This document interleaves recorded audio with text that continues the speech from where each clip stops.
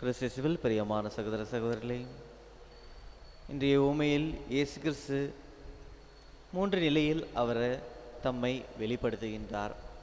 முதலாவதாக இந்த பரிசேயர்கள் சதுசேயர்கள் எல்லாம் இயேசுவிடம் கேட்கின்ற பொழுது, அவரை கொல்ல தேடுகின்ற பொழுது, உங்களுக்கான அதிகாரம் மேலிருந்து அருளப்படாவிட்டால் உங்களுக்கு கிடைக்காது.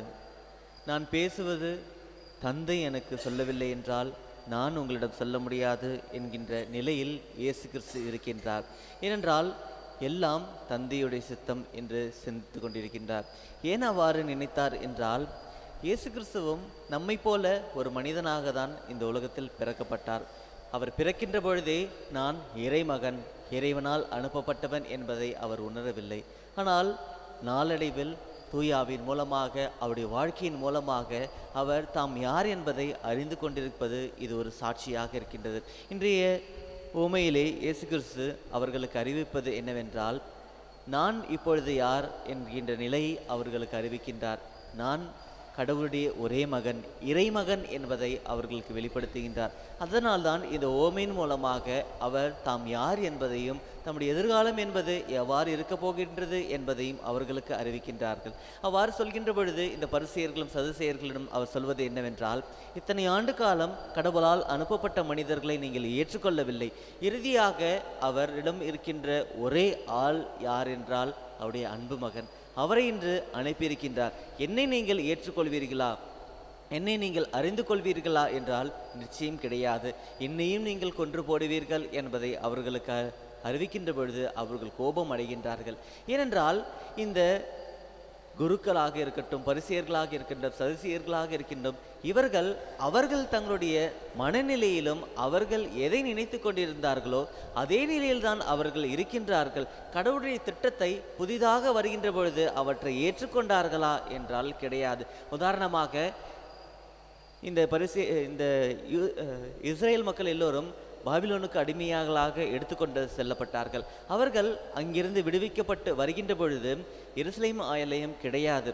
எனவே நாங்கள் எல்லோரும் சேர்ந்து புதிதாக இந்த எருசலேம் ஆலயத்தை கட்டி எழுப்ப போகின்றோம் என்று சொல்கின்ற பொழுது இந்த குருக்கள் எல்லோரும் என்ன நினைத்தார்கள்? குருக்கள், லேவியர்கள் எல்லோரும் முதலாக சாலமோன் அரசனால் கட்டப்பட்ட அந்த எருசலேம் ஆலயம் என்பது எவ்வாறு இருந்தது, அதற்கு இது ஒப்பாகுமா என்று அவர்கள் எல்லோரும் அழுதார்கள், புலம்பினார்கள். ஆனால் இறுதியில் இந்த இரண்டாம் ஆலயம் கட்டி முடித்த பிற்பாடு இந்த முதல் கோவிலுடைய மாட்சிமை அனைத்தையும் இவற்றில் இருக்கின்றது. இது என்பது இந்த இரண்டாம் முறையாக கட்டப்பட்ட ஆலயம் என்பது இறைவனுடைய திட்டத்தால் தான் நிகழப்பட்டது என்பதை இறுதியாக அவர்கள் உணர்ந்தார்கள். முதலில் அவற்றை ஒதுக்கினார்கள், வெறுத்தார்கள். அதே போல இன்று இயேசு கிறிஸ்து வருகின்ற பொழுது நாம் எல்லோரும் சட்டத்தின் மூலமாக தான் இறைவனோடு இணைந்திருக்கின்றோம். இறைமகன் மூலமாகவோ வாழ்க்கையின் மூலமாகவோ கிடையாது என்பதை உணர்ந்து கொண்டு இயேசுவை வெறுத்தார்கள், அவரை கொல்கின்றார்கள். ஏனென்றால் இயேசு கிறிஸ்து இந்த சட்டம் மூலமாக ஒவ்வொரு மனிதனும் கடவுளோடு இணைக்கப்படவில்லை. மாறாக இந்த சட்டத்தை செயல்படுத்துவதன் மூலமாக, வாழ்க்கையின் மூலமாக தான் நாம் இணைந்திருக்கின்றோம் என்பதை அறிவிக்கின்ற பொழுது அப்பொழுது ஏற்றுக்கொள்ளாமல் இருந்த நபர்கள் இப்பொழுது நாம் எல்லோரும் இயேசு கிறிஸ்துவை ஏற்றுக்கொள்கின்றோம். வாழ்க்கையின் மூலமாக, வாழ்வியல் மூலமாக தான் நாம் ஒன்று சேர்க்கப்பட்டிருக்கின்றோம் என்பதையும் அறிந்து கொள்கின்றோம். ஆனால் இன்னமும் நாம் இந்த தோட்ட தொழிலாளர்களைப் போல நாம் இன்னும் கடவுளை வெறுக்கின்றோம் என்பதையும் இயேசு கிறிஸ்து நமக்கு சுட்டி காட்டுகின்றார். ஏனென்றால் நாம் இந்த உலகத்தில் வாழ்கின்ற பொழுது இந்த இறை பற்றுடனும் இறை செயல்பாட்டுடனும் நாம் வாழ வேண்டும் என்பதை கடவுள் நமக்கு அறிவிக்கின்றார், நம்மிடம் எதிர்பார்க்கின்றார். அதன் மூலமாக நாம் எப்பொழுதும் இறைவனோடு இணைந்திருக்கும் நிலையில் இருப்பதற்கால் பல அருட்சாதனங்களை கடவுள் ஏற்படுத்தியிருக்கின்றார். ஆனால் நாமும் சில சமயம் இந்த தோட்ட தொழிலாளர்களைப் போல உரிமையாளர்கள் வருகின்ற பொழுது கடவுள் நமக்கு கொடுக்கின்ற அருளை சில சமயம் நாம் அவற்றை உதாசீனப்படுத்துகின்றோம், அவற்றை பயன்படுத்தாமல் இருக்கின்றோம். கடவுள் நமக்கு கொடுத்த அருளை நாம் என்றுமே பயன்படுத்தாமல் இருக்கின்றோமா என்கின்ற நிலையில் நாம் சற்று சிந்தித்து பார்க்க வேண்டும். ஏனென்றால் பல நிலையில் கடவுள் தம்மோடு இணைத்து கொள்வதற்காக கடவுள் நமக்கு பல நிலையில் அருள்நிலைகளை நமக்கு கொடுத்து கொண்டே இருக்கின்றார். ஆனால் இவற்றையெல்லாம் நாம் பயன்படுத்துகின்றோமா என்பதை சிந்தித்து பார்க்க வேண்டும். அதைதான் இந்த முதல் வாசகத்திலே அழகாக கூறுகின்றார்கள்.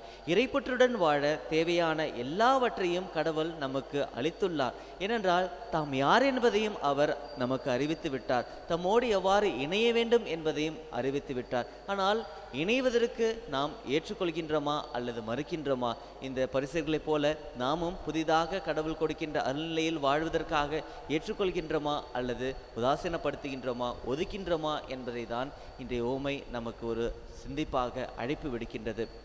எனவே சற்று சிந்தித்து பார்ப்போம். பல நிலைகளில் நம்மை வளர்த்து கொண்டு இருக்கின்றோமா, இறைவனோடு இணைத்து கொண்டிருக்கின்றோமா, இறைவனுடைய உறவில் நிலைத்திருக்கின்றோமா என்பதை சிந்தித்த வண்ணமாக நாம் அதற்காக உழைக்க இத்திருப்பலிலே தொடர்ந்து மன்றாடுவோம்.